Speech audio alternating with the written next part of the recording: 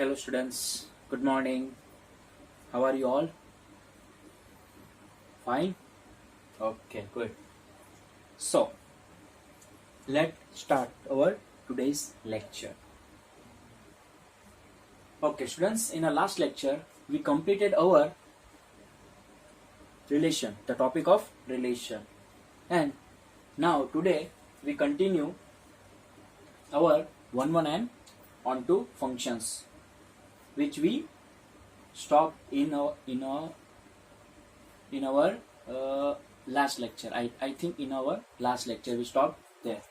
Okay students, so let's start. So the next example is 1.2, exercise 1.2, 8th sum.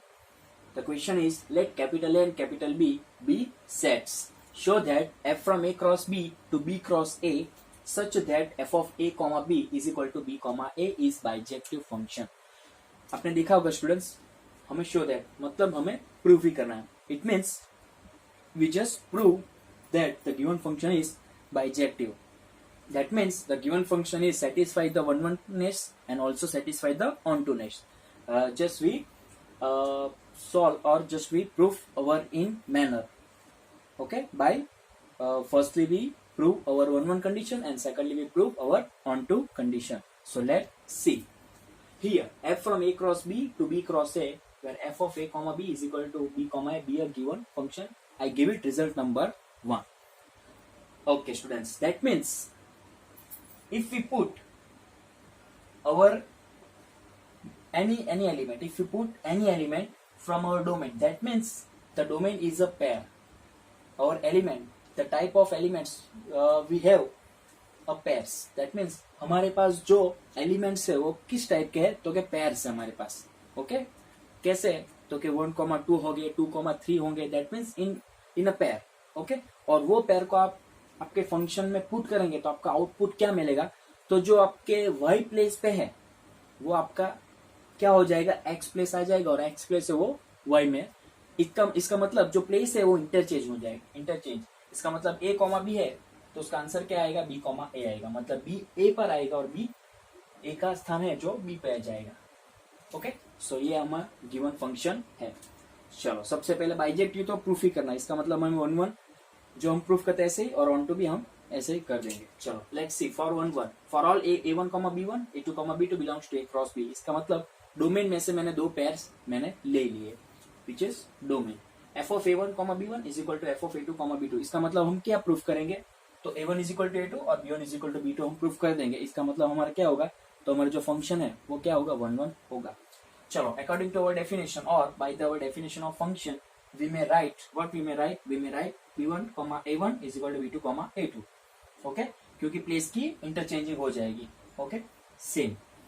चलो अभी equality of two pairs, इसका मतलब क्या होगा, तो फर्स्ट एलिमेंट और सेकंड एलिमेंट का क्या होगा, इक्वालिटी होगी, दोनों सेम आएंगे. इसका मतलब कि हमारा जो B1 है वो किसके बराबर आएगा, तो कि B2 के बराबर, और जो हमारा A1 है वो A2 के बराबर आएगा. तो ये रहा आपका आंसर. मतलब यही हमें प्रूफ करना था. इसका मतलब क्या होगा, तो f इज 1 फंक्शन. हमने ये ले लिया और ये प्रूफ कर दिया. इसका मतलब क्या होगा, तो कि इन शॉर्ट क्या हुआ स्टूडेंट्स, तो सपोज ये x है, x1 है और ये x2 है, बराबर. हमने क्या लिया, f of x1 is equal to f of x2 ले लिया और हमने x1 is equal to x2 proof कर दिया. सपोज ये x1 है और ये x2 है, तो ये x1 x2, ये x1 और ये x2 है, तो ये x1 x2, इक्वालिटी हो गया. That means f is 1 function. चलो अभी ऑन टू के लिए हम देख लेते हैं कि let b comma a belongs to b cross a. मतलब जो हमारा को डोमेन है इसमें से मैंने एक मेंबर सिलेक्ट कर लिया. कौन सा मेंबर, तो b कॉमा ए मैंने बी एनी एलिमेंट मैंने सपोज कर लिया. किस में, तो कि हमारे को डोमेन में एक मेंबर. इसका मतलब there exist a comma b. तो a कॉमा b किसका होगा, तो a क्रॉस b का होगा. अगर b comma a b cross a का होगा मेंबर, इसका मतलब a कॉमा b क्या होगा, तो ऑब्वियसली हमारे सेट्स है वो भी इंटरचेंज हो जाएंगे. तो किसका होगा, तो a क्रॉस b का होगा. और वो क्या सर्च करता है, सच that f of a comma b is equal to b comma a by the definition of our function, और अदरवाइज ऐसे फ्रॉम रिजल्ट नंबर 1. और रिजल्ट नंबर 1 क्या है, तो हमारा ऑन टू की डेफिनेशन ही तो है, बराबर. सिर्फ हमने एक लाइन में ही लिख दिया. जो हमारी मेन ऑन टू की डेफिनेशन है, बराबर ना। क्या है हमारी ऑन टू की डेफिनेशन, याद है स्टूडेंट्स आपको? यस यस बोलो, for all y belongs to codomain there exist any x belongs to our domain such that fx is equal to y। तो यही है ना, for all y belongs to codomain there exist any x belongs to our domain such that fx is equal to y। और ये क्या है, तो हमारी डेफिनेशन जो हमें क्वेश्चन में दी है वो definition of f in this example. That means f is onto, that means f is one and onto both. और जो बोथ होता है इसका मतलब we know that the function is one and onto both, then we say that the given function is bijective function. So hence f is a bijective function. Okay student, simple ही है। Okay तो आप देख सकते हैं आपका solution.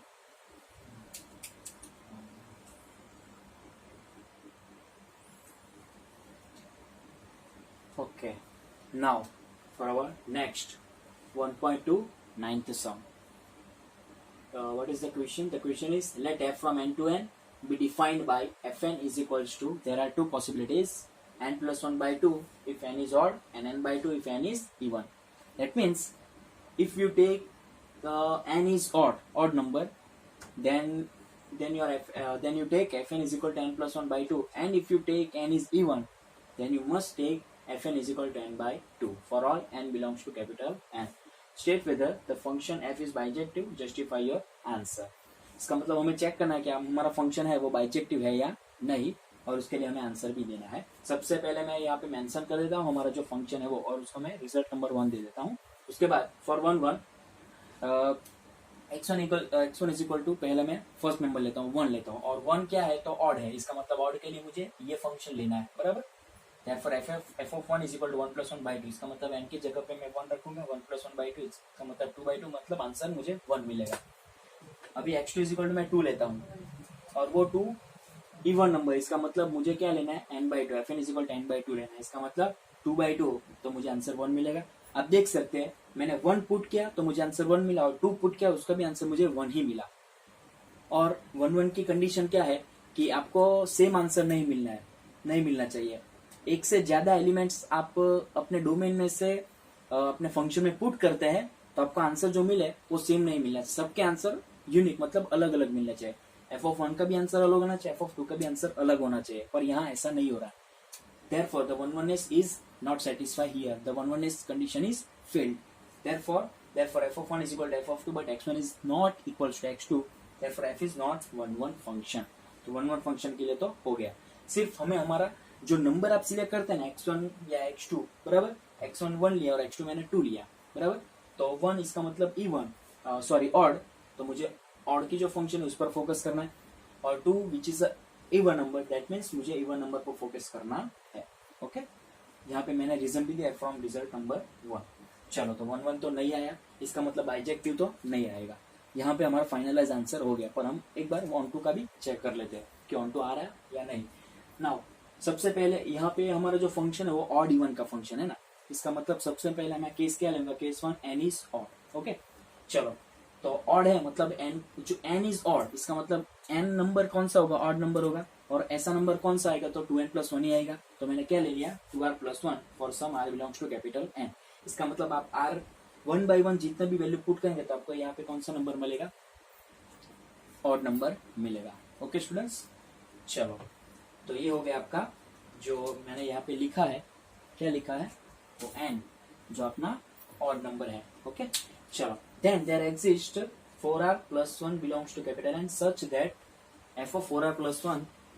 अभी यहाँ पे ये जो है वो हमारा x है, समझ में आ रहा है, by the definition of onto function this is the value of x। इसका मतलब ये हमारी x की वैल्यू है, और ये x की वैल्यू हमें हमारे फंक्शन में पुट करनी है, और हमें जो y मिलेगा, y मिलना चाहिए। y मतलब समझ में आ रहा है, ये y है हमारा, ये क्या है हमारा y है, और ये हमारा x है। मतलब हमें x ऐसा सिलेक्ट करना है कि हम वो हमारे फंक्शन में पुट करें और हमें y मिल सके, बराबर है।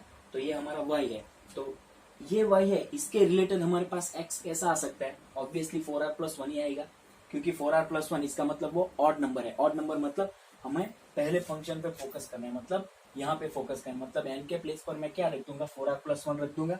तो ये देखिए 4r+1 n के जगह पे है n+1/2, अभी +1+1 मतलब 2 आएगा, 4r+2/2, 2 कॉमन निकलेगा तो आंसर क्या मिलेगा मुझे, 2r+1 जो हमारा n है।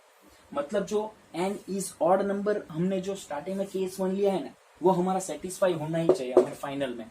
जो हमारा फाइनल आंसर आता है ना, वो जो हमें n लिए हमने स्टार्टिंग में, मतलब इन शॉर्ट हमारा y है, बराबर ना, तो y यहाँ पे आना चाहिए। जो हमारा स्मॉल n ऑड नंबर है वो यहाँ पे आना चाहिए। और वो कैसे आ सकता है, depend on our x, depend on our x जो हम सिलेक्ट करते हैं वो मैंने क्या सिलेक्ट किया, 4r+1 सिलेक्ट किया। क्योंकि मैं 4r+1 क्यों सिलेक्ट कर सकता हूँ, क्योंकि वही मैं सिलेक्ट करूंगा, क्योंकि जिसको मैं n के प्लेस पर रखूंगा और मुझे आंसर क्या मिलेगा, 2r+1 मिल सकता है। तो इसका मतलब कि n इज ऑड होगा तो हमारा जो ऑन2 का फंक्शन हो गया, मतलब आ गया। सिमिलरली n इज इवन, अगर मैं इवन नंबर लूंगा तो इवन नंबर मुझे कैसा मिलेगा, 2r, obvious n is equal to 2r for some r belongs to capital. इसका मतलब n में से 1 by 1 वैल्यूज आप यहाँ पे पुट करेंगे तो आपको सभी ऑड नंबर इवन नंबर्स मिलेंगे, 2, 4, 6, 8 something. Okay, then there exist, अभी मुझे ये नंबर लाना है, फाइनल नंबर, फाइनल आंसर मुझे इवन नंबर मतलब 2r लाना है। तो 2r लाने के लिए मैं ऐसा कौन सा x सिलेक्ट कर सकता हूँ जो मैं हमारे फंक्शन में पुट कर दूं और मुझे आंसर 2r मिल सके। तो कौन सा है, ऑब्वियसली 4r। क्या मिलेगा, 4r, मतलब there exist 4r belongs to capital N such that f of 4r is equal to 4r/2। इसका मतलब हमारा 4r क्या है, तो इवन नंबर है, और इवन नंबर के लिए हमारा फंक्शन n/2 है, मतलब n की जगह पे हम 4r रख देंगे, 2 से कैंसिल होगा और आंसर मुझे क्या मिलेगा, 2r मिल जाएगा, बराबर है।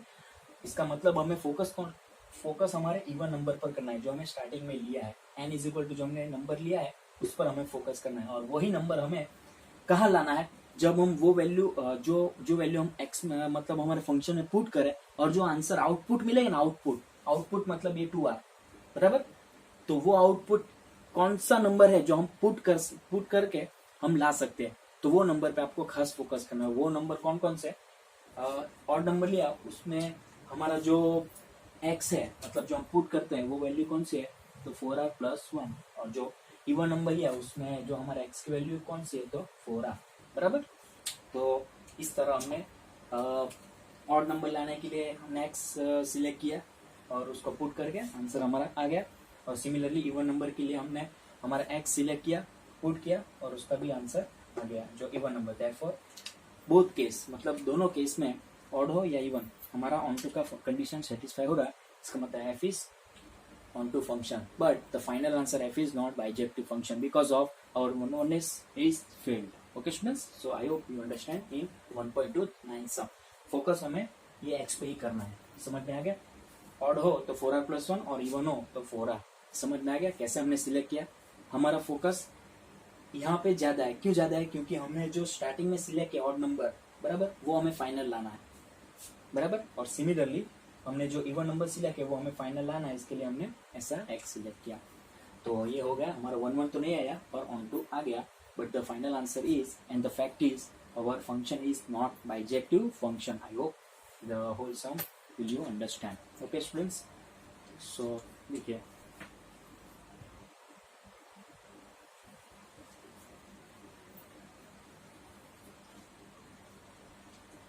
ओके स्टूडेंट्स, तो आज हमने जो हमारे एक्सरसाइज 1.2 है उसमें ये 2 सम ही हमारे remaining this 2 sums. Okay, so today we completed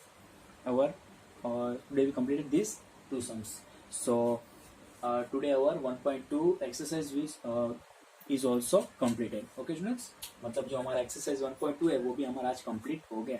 अभी dependent on 1-1 and on 2 functions there are some few remaining there are some few examples. Okay students, जो हमारे मिसलेनियस में है और एग्जाम्पल्स में भी है, 3-4 अभी बाकी होंगे जो हमारे नेक्स्ट लेक्चर में हम कंप्लीट कर देंगे। सो आज यहाँ पे हमारा 1.2 कंप्लीट हो जाए, क्योंकि जो हमें 2 MCQ थे वो हमने लास्ट लेक्चर में कर दिए थे। ओके स्टूडेंट्स, आई होप कि आज आपको समझ में आ गया होगा। ओके, 2 हमने आज सम किए, बराबर स्टूडेंट्स, और 1-1 और ऑन 2 का, मतलब नेक्स्ट लेक्चर में हमारा टॉपिक कंप्लीट हो जाएगा और उसके बाद हम composite function and inverse function start करेंगे. Okay students, I hope you understand. Stay safe, stay home, take care of yourself and write your material properly. Okay students, thank you so much.